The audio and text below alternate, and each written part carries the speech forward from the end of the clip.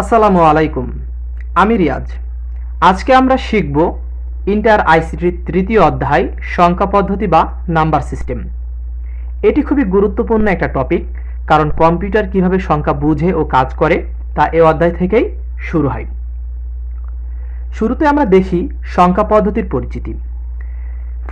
যে পদ্ধতির মাধ্যমে সংখ্যাকে প্রকাশ ও গণনা করা হয় তাকে সংখ্যা পদ্ধতি বলে, যেমন বাইনারি, দশমিক, অক্টাল বা হেক্সাডেসিমেল। তাহলে এসবকে আমরা সাধারণত সংখ্যা পদ্ধতি বলে থাকি।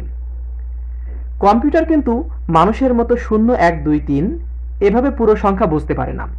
কম্পিউটার শুধু দুইটি সংখ্যা বোঝে। সেটা কি? সেটা হচ্ছে 0 আর 1। 0 এবং 1 এই সংখ্যা দুটিকে আমরা সাধারণত বাইনারি সংখ্যা বলে থাকি। কোন সংখ্যা পদ্ধতি বলে থাকি? বাইনারি সংখ্যা পদ্ধতি বলে থাকি। কম্পিউটার শুধু এই দুইটি সংখ্যাই বোঝে। এই দুই সংখ্যার মাধ্যমেই সব ডাটা ইনফরমেশন কম্পিউটার কি করে? প্রক্রিয়া করে। তাহলে চলো আমরা একটা উদাহরণ দেখি। আমরা যদি একটা দশমিক সংখ্যা লিখি, দশমিক সংখ্যা উদাহরণস্বরূপ আমরা একটা 5 লিখেছি। এই 5 কিন্তু কম্পিউটার বুঝবে না। 5কে কম্পিউটারকে বোঝাইতে হলে সেটাকে বাইনারিতে প্রকাশ করতে হবে। তাহলে 5কে যখন আমরা বাইনারিতে প্রকাশ করি, এটার মান হয় 101। কারণ হচ্ছে কম্পিউটারের ভিতরে সার্কিটে থাকে অন এবং অফ দুইটা অবস্থা। 0 যেটা থাকে এটাকে বলা হয় অফ, আর 1 যেটাকে থাকে এটাকে বলা হয় অন। এই অন এবং অফ অবস্থার মাধ্যমেই বাইনারি সংখ্যা কাজ করে। তাহলে দেখি এবার সংখ্যা পদ্ধতি আসলে কত প্রকার। সংখ্যা পদ্ধতি আসলে প্রধানত দুই প্রকার। একটা হচ্ছে পজিশনাল সংখ্যা পদ্ধতি, আর একটা হচ্ছে নন পজিশনাল সংখ্যা পদ্ধতি। আমরা কাজ করে থাকবো পজিশনাল সংখ্যা পদ্ধতি। নন পজিশনাল সংখ্যা পদ্ধতিটা আসলে অনেক পুরানো একটা সংখ্যা পদ্ধতি। এজন্য আমরা আধুনিক বা পজিশনাল সংখ্যা পদ্ধতি যেটা আছে এটা দিয়ে কাজ করে থাকবো। পজিশনাল সংখ্যা পদ্ধতি দেখো, সংখ্যা পদ্ধতির ধরন বা প্রকার। ভিত্তি অনুসারে সংখ্যা পদ্ধতি 4 প্রকার।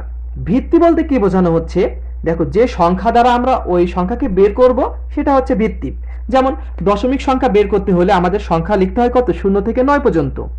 বাইনারি নাম্বার সিস্টেম অর্থাৎ বাইনারি সংখ্যা লিখতে হলে আমাদের সংখ্যার প্রয়োজন হয় 0 থেকে 1 পর্যন্ত। অক্টাল নাম্বার সিস্টেম অর্থাৎ অক্টাল সংখ্যা পদ্ধতি লিখতে আমাদের কি 0 থেকে 7 পর্যন্ত ব্যবহার করা হয়। এরপরে হেক্সাডেসিমেল, এভাবে ঠিক 0 থেকে 15 পর্যন্ত।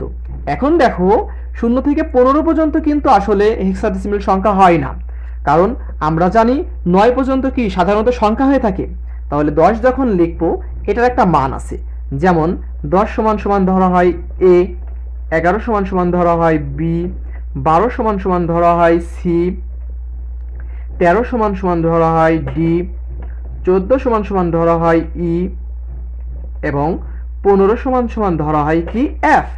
তাহলে দেখো যে আমরা এই 9 এর পরবর্তীতে যে সংখ্যা পেয়েছিলাম কত? 10। তাহলে এই 10 সংখ্যাকে বলা হয় কত? এ। 11 সংখ্যাকে বলা হয় বি, 12 সংখ্যাকে বলা হয় সি, 13 সংখ্যাকে বলা হয় ডি, 14 সংখ্যাকে বলা হয় ই এবং 15 সংখ্যাকে বলা হয় এফ।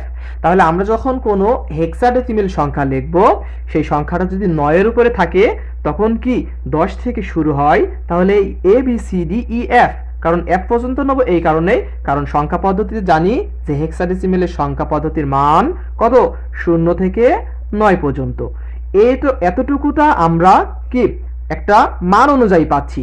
এর পরবর্তীতে যে সংখ্যাগুলো থাকবে এগুলো যখন আমরা গণনা করব তখন আমরা কি হিসাবে ধরবো? A B C D E F পর্যন্ত। তাহলে নিঃসন্দেহে তোমরা এতটুকু বুঝতে পারছো যে সংখ্যা পদ্ধতি প্রধানত কয় প্রকার? প্রধানত দুই প্রকার। একটা হচ্ছে পজিশনাল সংখ্যা পদ্ধতি, আর একটা হচ্ছে নন পজিশনাল সংখ্যা পদ্ধতি। আর ভিত্তি অনুসারে বা ধরন অনুযায়ী সংখ্যা পদ্ধতি কয় প্রকার? 4 প্রকার। এটা কি কি? Decimal, binary, octal, hexadecimal. তাহলে আমরা যতটুকু পড়লাম ততটুকু তো বুঝতে পারছি ইনশাল্লাহ, নাকি? তো আগামী ক্লাসে আমরা শিখব যে বাইনারি থেকে কিভাবে ডেসিমেলে আসতে হয় এবং ডেসিমাল থেকে কিভাবে বাইনারিতে যেতে হয়।